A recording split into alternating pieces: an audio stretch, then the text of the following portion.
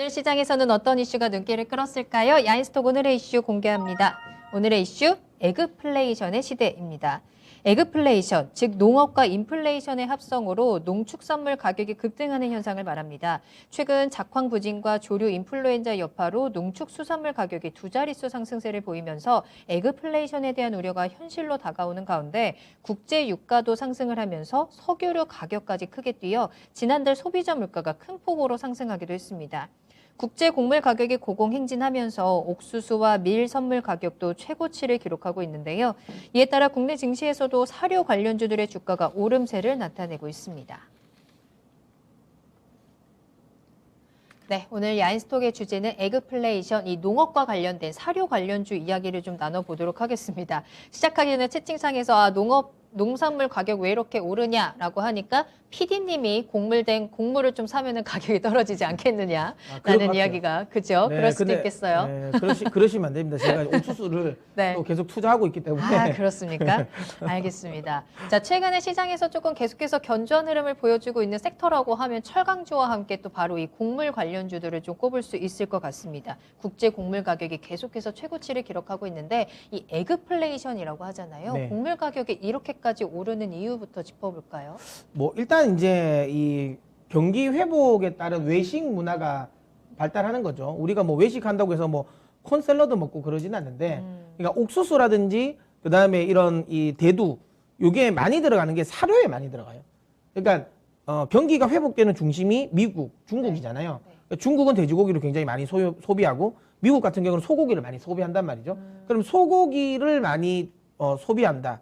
당연히 소를 키우는 도축이 많이 되니까 그만큼 이제 사료가 많이 들어가겠죠. 그러니까 당연히 이제 이 사료가 많이 수요가 되기 때문에 네. 사료 가격이 올라갈 수밖에 없다.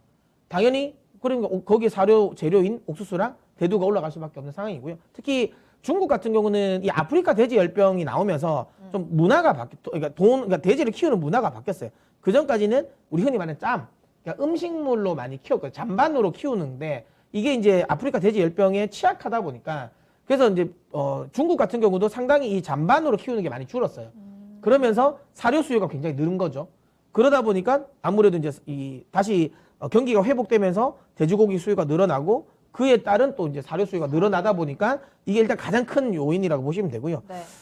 그 다음에 이제 중국이 팬데믹 때 한번 식량과 관련된 부분을 좀 우려를 했었던 것 같아요. 팬데믹 초반에 생각보다 사재기도 많이 일어나면서 좀 곡물 가격이 엄청나게 급등을 했어요. 그래서 상대적으로 이제 이게 또 혹시라도 2차 팬데믹이 나올 수 있다, 그러니까 4차 팬데믹이 나올 수 있다라는 걱정을 하는 것 같아요. 그래서 중국이 지금 글로벌적으로 지금 이 곡물을 엄청나게 많이 수입을 하고 있어요. 옥수수, 하고 있어요. 네, 옥수수나 대두뿐만 아니라 네네. 지금 쌀 가격도 글로벌 쌀 가격이 급등했거든요. 사실 곡물 가격이 거의 마지막 상단을 하는 게 쌀이거든요. 근데 지금 쌀도 엄청나게 급등했어요. 근데 그것도 중국이 엄청나게 많이 사서. 그러니까 지금 중국이 거의 사재기를 하고 있다. 좀 재워놓고 있는 것 같아요. 뭐 그런 것들, 뭐 그러면서 상대적으로 이제 중국이 곡물 수입을 늘리면서 이제 같이 이제 곡물 가격이 올라가는 것 같고요. 그 다음에 미국 같은 경우도 바이든 대통령이 취임을 하면서 이 바이오 에너지와 관련된 부분에 좀 의무 사용량을 늘리고 있어요. 그러다 보니까 이제 이 곡물이 우리가 보면 콩이랑 옥수수가 우리가 많이 먹는다 생각하잖아요. 여름 되면 우리가 그냥 옥수수 찐 옥수수 휴게소 먹는 그건 아무 의미가 없어요. 그거는 우리가 사람이 먹는 옥수수 양은 전체에서 차지하는 비중이 10%도 안 될 거예요. 대부분은 그 사료입니다. 사료를 거의 대부분 들어가고요. 그 다음이 그겁니다. 바이오 에너지로. 바이오 에너지. 예, 대두 같은 경우는 바이오 에너지 많이 들어가고 옥수수, 그러니까 사탕수수 뭐 이런 것들 있지 않습니까? 이거는 전부 다 바이오 에너지로 다 들어가요. 대두 이런 것들. 네네. 예, 훨씬 더 많이 들어가거든요. 그렇기 때문에 그러니까 바이오 에너지의 첨가량을 의무적으로 좀 높이는 부분. 뭐 그러다 보니까 미국 쪽에서의 뭐 그 수요 때문에 또 이런 바이오 에너지 연료가 되는 사탕수수라든지 그다음에 이 그 원당, 그다음에 이런 그 대두 이런 것들이 많이 올라가고 있어요.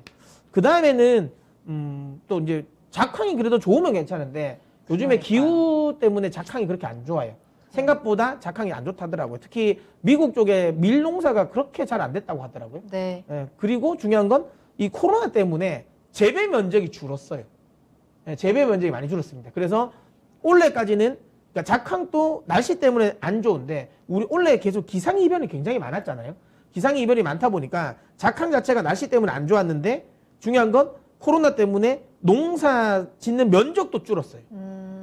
그러다 보니까 상대적으로 이런 재배 면적 축소에 따른 공급이 준 거죠. 네. 근데 이게 공장이랑 다르잖아요. 그러니까 일반 공산품은 예를 들어 내가 좀 이거 공급이 좀 부족하다면 수요가 많이 는 것 같으면 막 잔업을 해서 막 찍어서 낼 수 있잖아요. 네. 예, 보낼 수가 있잖아요. 농산물은 근데 그게 아니잖아요. 우리가 된다고 뭐 햇볕을 막 더 쬐서 막 빨리빨리 할 수 있는 게 아니잖아요. 이게 작황의 시기가 있으니까. 그러다 보니까 한번 이런 식으로 재배 면적이 축소가 되면 상승세가 굉장히 오래 갑니다.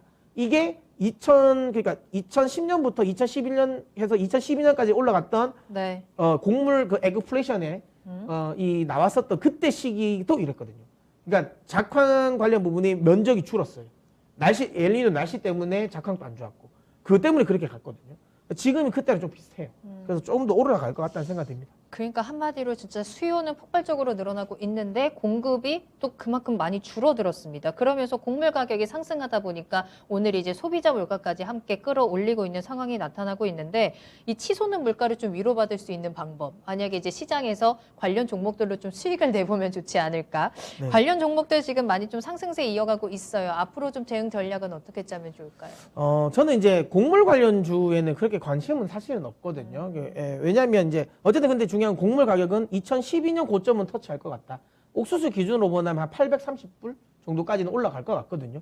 그러니까 뭐 그만큼 이제 2012년 고점까지 아직까지 또 이 퍼센테이지로 따지면 뭐 밀, 뭐 옥수수, 그다음에 뭐 콩 이런 주요 작물들이 아직까지 한 15% 정도 더 열려 있어요. 추가 상승이. 네. 그렇기 때문에 이게 우리가 생각하는 주식의 15%랑은 달라요.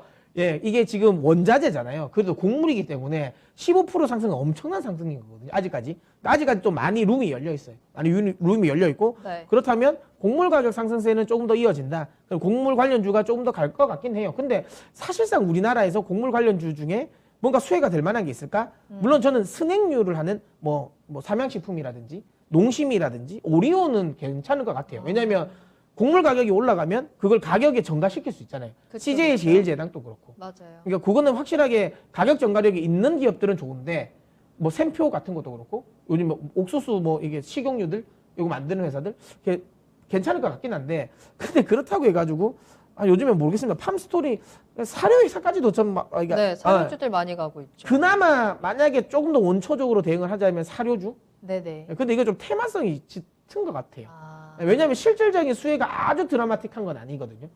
그래서 요거는 조금 애매하다라고 보고 있어요. 그래서 근데 만약에 하실 거면 네. 가격 전가력이 있는 스낵류, 그러니까 농심 가격 올리는데 뭐 어쩔 수 없어요. 그래요. 사 점점 먹어야 과자 돼요. 가격 올린다라는 뉴스 조금씩 나오고 있거든요. 그러니까요. 뭐 오리온 올린다 해도 뭐 우리가 꼬북칩을 안 먹을 수 없지 않습니까? 맞아요. 그러니까 농심이 가격 올린다고 우리 신라면 안 먹을 수 없는 거고. 삼양라면 올린다고 해가지고 우리가 그 삼양라면을 안 먹을 수 없는 거. 맞아요. 그러니까 그런 가격이 된다. 그런 전가력이 있는 기업들은 괜찮은데 네. 그게 안 되는 기업들은 힘들 거예요. 왜냐하면 원재료 가격 올라가니까 마진은 낮아질 수밖에 없겠죠. 그러니까 요거는 잘 판단하셔야 되고 저는 개인적으로는 최근에 장류도 올라갔는데 이건 아닌 것 같고 어쨌든 스낵류는 좀 해볼 만하다라고 보고 있고요. 네. 그다음에 이제 어쨌든 근데 가장 원초적인 건 사료죠, 사료. 우성 사료라든지 최근에 뭐 팜스토리 이런 것도 뭐 좀 많이 올라가는 것처럼 사료주는 괜찮아 보입니다. 그래서 만약에 종목을 하실 거면 그냥 사료주를 하셔라. 다만 이건 좀 테마성이 짙어서 네. 곡물 가격이 계속 올라가는데도 그냥 수급이 빠지면 빠질 수가 있어요. 그럴 수도 그러니까 이거는 있겠네요. 곡물 가격만 보고 들어가기는 좀 애매합니다. 알겠습니다. 네. 자, 그렇다면 이런 애매한 이제 종목들 말고 앞서서 이제 옥수수에 투자하고 있다라고 하셨잖아요. 그러다 보니까 채팅창에서 그레이 님도 옥수수에 투자는 어떻게 해요 하셨는데 네. 그렇다면 이런 테마성을 띠고 있는 종목들 말고 내가 농산물에 직접 투자해 보는 거는 또 괜찮을까요? 괜찮습니다. 제가 어떻게 접근할 수 있어요? 제가 토마토에서 한 2번 정도 해외 선물 방송을 했어요. 네네. 특집 방송으로 2번 정도 했고 제가 해외 선물을 이야기 좀 많이 해드리는데 상대적으로 이제 토마토는 해외 선물을 많이 관심 있어 하는 분이 없으시더라고요. 근데 그때 제가 해외 선물 방송을 할 때 해외 선물의 장점을 이야기 드릴 때 그러니까 다양한 투자처가 있다라고 이야기 드렸어요. 해외 선물은 지금처럼 옥수수, 네. 뭐 밀, 그다음에 뭐 대두 이것뿐만 아니라 뭐 설탕, 커피, 오렌지 주스 뭐 이런 거 다 있거든요. 그다음에 최근에 그 돼지고기도 있습니다.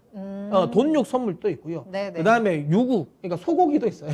소고기도 있고, 그다음에 뭐 당연히 유가부터 해서 굉장히 자산 많고, 최근에 많이 이제 이슈가 되고 있는 미국채 이것도 다 투자할 수 있거든요. 그러니까 투자처가 좀 다양하기 때문에 해외 선물을 좀 하시면 좀 해볼 만하다라고 보는데, 다만 이건 좀 리스크가 큽니다. 선물이잖아요. 주의할 점도 분명히 예, 레버리지가 있을 굉장히 거예요. 크기 때문에 네. 그러니까 뭐 섣불리 대응할 건 아닌데 접근할 건 아니지만 내가 좀 공부가 좀 되어 있다면 충분히 해볼 만하고, 어쨌든 가장 명확한 건 해외 선물을 통해서 공물을 투자하는 방법입니다. 직접적으로 그 예, 상품에. 직접적으로 그냥 옥수수, 콘을 그냥 사시면 돼요. 네. 예, 거기 이제 상품이 있거든요. 그렇게 해서 뭐 내가 올라갈 것 같다 하면 매수를 하시면 되고, 떨어질 것 같으면 매도를 하시면 되니까 그걸로 하시면 되고요. 근데 난 초보라서 그 선물을 좀 겁난다. 네. 라고 하시는 분은 그 가장 원초적인 ETF. 우리나라에 보면 콩선물이 있더라고요. 예, 콩선물이나, 근데 저는 개인적으로 그 농산물 ETF들이 있어요. 네. 그러니까 뭐 보통 보면 이제 짐 로저스 이 지표를 따라가는, 지수를 따라가는 것도 있고 한데, 저는 그 지수물을 따라가는 건 전 개인적으로 좀 추천드리지 않습니다. 그러니까 농산물 펀드 이런 건 별로인 것 같고요. ETF는 그냥 명확하게 원초적인 그냥 콩선물이 더 좋아요. 예, 왜냐하면 대두 가격이랑 옥수수 가격이, 그러니까 3대 곡물이거든요. 그러니까 투자 상품의 3대 곡물이 밀, 그다음에 옥수수, 그다음에 대두입니다. 그러니까 이거 명확해요. 그래서 그냥 콩선물 ETF를 하시는 게 훨씬 더 저는 명확하다고 보고, 해외 선물 어려우면 선물, 아니 선물이 아니라 ETF. ETF로 콩 ETF가 있습니다. 콩선물 ETF가. 그걸 하시는 걸 저는 추천드리겠습니다. 알겠습니다.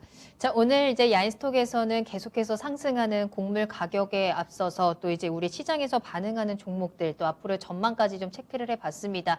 계속해서 이렇게 곡물 가격 올라가니까 밥상 물가 올라가서 내일 또 파는 얼마일까, 돼지고기는 얼마일까 걱정하게 되는데, 우리 또 그러한 부분들도 시장에서 잘 대응을 하면서 수익으로 좀 마음을 위로할 수 있었으면 좋겠네요. 야인스톡 여기서 마무리하도록 하고요. 저는 잠시 쉬었다가 2부에서 또 새로운 종목 들고 돌아오도록 하겠습니다. 잠시 후에 만날게요.